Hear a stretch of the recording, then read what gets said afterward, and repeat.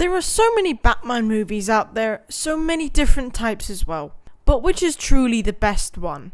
Hello everyone and welcome back to AustinPlus commentary, where today I am answering a question that is purely my opinion. So just before, if you guys are questioning it, this is all my opinion, so just keep that in mind. But there are, as I said in the intro, there are so many Batman movies, but I want to maybe evaluate which one is truly the best. So we'll go over the rest of them, or the rest of the types of Batman, but we'll evaluate at the end which one is truly the best. First of all, Christian Bale, arguably one of the best, most modern live-action Batman that we've had in years, with the first and the second film really personifying his character and bringing something new to the Batman, such as the phrase I am Batman and stuff. I personally would say I'm not particularly a fan of The Dark Knight Rises, and I have a reason why. Don't get me wrong, I like all three of them. Great drama. It's just the Tom Hardy's Bane. I like the voice, I just don't like the design. That's because I love comic accuracy, so that's where I stand on that. That's my only issue with it. You started off with the likes of Scarecrow, an iconic villain, and you probably had a really good actor to play him, Cillian Murphy. And then your second film, you had one of the best Jokers, which is Heath Ledger. So I would say, this universe as a whole, with introducing new types of characters, you had Bane, Joker, Scarecrow, a Catwoman, you had not a big variety of villains, but all of them hit hard when it came to the movie's plot line and the overall turnout of the movie. For Robert Pattinson, you have to realize we've only had one movie from him, and it was a blockbuster, a very big blockbuster, and one of the most anticipated of 2022.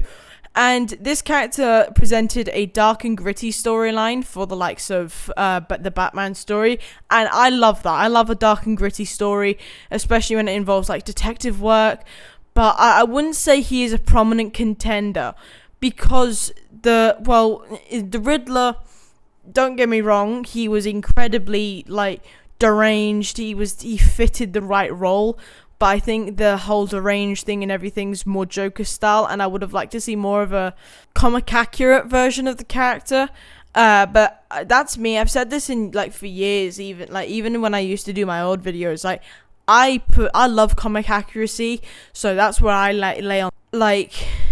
He's not a prominent contender because they've only had one movie and they've planned to do a second one, but I don't hold out hope for that. So there's a bit of conflict in that area of things. For the likes of Ben Affleck, he didn't really have a Batman movie of his own. There was one supposed to be set up between where he would be fighting Deathstroke, and which I think would be a very good story. I'm all for that. And I wouldn't say that he was a bad Batman, but he was a good Batman, but I wouldn't say his Bruce Wayne, it was great. Now, I think the best way to evaluate a best Batman is to find the best comparison between Bruce Wayne and Batman. But with Ben Affleck, I've said this after watching The Accountant. I watched The Accountant for the first time before I went to go and see the second one earlier this year. But I said, if they sprinkled a lot of the personality that The Accountant did to Bruce Wayne, the smarts, the sarcasm and all that, the cockiness, perfect. Absolutely perfect. And also if we had that Batman film and then obviously just scrap the whole DCEU entirely.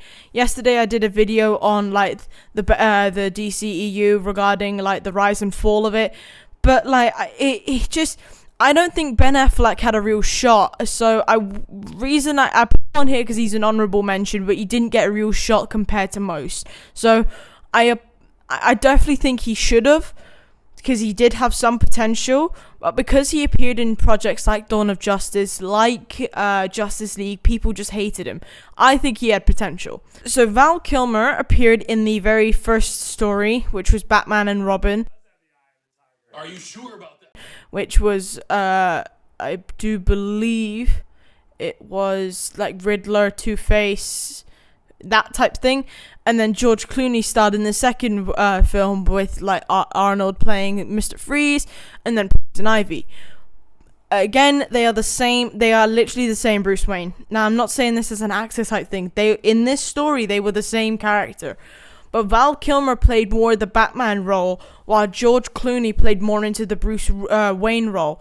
Now, that sounds confusing, is because we didn't get to see a lot of Bruce Wayne in Batman and Robin. We only really saw him like as Batman. He had a couple scenes sprinkled in there as Bruce Wayne, but people liked Batman, such as that doctor.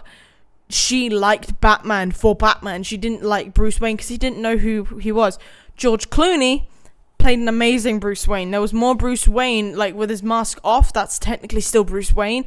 So he played a better version than that. I think the villain selection for these movies, the Riddler and Two-Face, I would go more towards that because Bane and Poison Ivy. Now, the Bane, the story, yes, it was odd. It was an okay one, though. The other one was Poison Ivy. I just didn't like that. Storyline. And Mr. Freeze was more of the comedy relief type thing, so I didn't really enjoy that. And also, if you're getting a person like Arnold to play him, you gotta do it well. Now, with Michael Keaton, both of these movies were amazing. Don't get me wrong.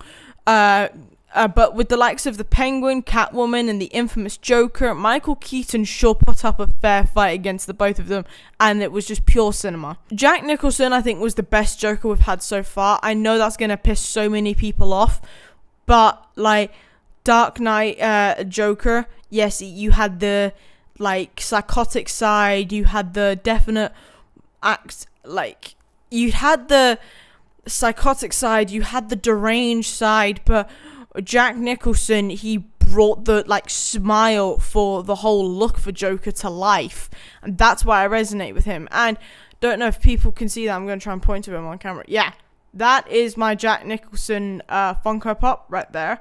I did used to have a Heath Ledger one until my brother stole it. That's not that is literal. He did take it. But and here's another thing. I've just actually clocked this now. That is the Two-Face from the film. And then over here somewhere, there is a Riddler from the same film as Two-Face. I also think they brought some of the major, like, cinema people to life. Danny DeVito and Jack Nicholson's just iconic, especially with The Shining. I think having a character play The Shining and the Joker is a great call there. Now, I'm gonna bring in Adam West very briefly, but I'm not counting him in this. But I want to make this very clear because I know some people love Adam West as a Batman. But he started in a show while he was the very first live-action Batman. I think as someone that watched that far later in the years, after watching Batman and Robin, after watching Batman Forever and all that, I just don't think he counts as a contender in this very question because I'm answering the question which is the best Batman movie. In turn, I am actually still answering which is the best Batman. But I don't think Adam West was a contender in either of them. I'm sorry for those who like the show. I do apologize, but that's just, again, this is all my opinion, so take it with a pinch of salt, I guess. Lastly, I might be a bit biased with this. I would say these are still good, however. I would be a bit biased with these because I did grow up with watching these movies. Probably the first Batman movies I ever watched were animated because I was allowed to watch animated movies. The Killing Joke was one I watched after I watched like The Dark Knight and all that. So this brings me back a lot, but their stories and things are so elaborate that they get you thinking like, oh, who's actually behind the mask? The most recent one I watched like a few years ago was Batman Hush. That was amazing. I didn't see that coming.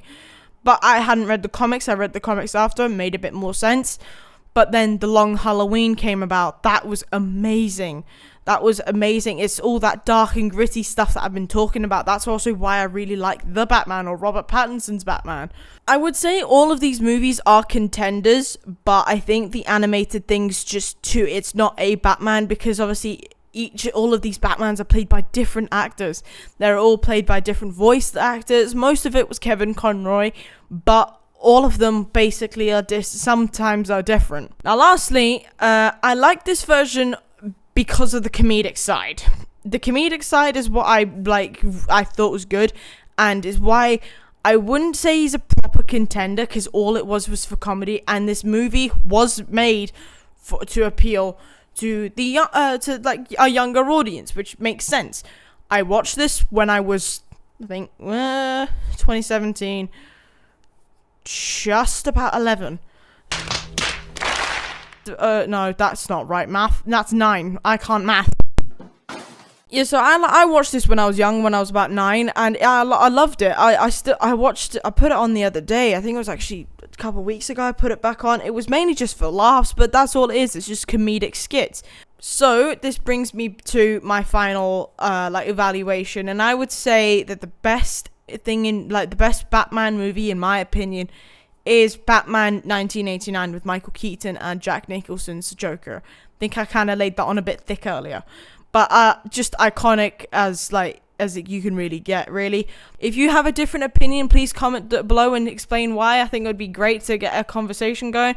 But without further ado, everyone, that is the end of today's video. I do hope you all enjoyed it. And if you did, please leave a like and subscribe and comment what else you would like to see on this channel. And without further ado, I hope you have an amazing day as always. And I'll see you all in the next one. Bye! Yeah.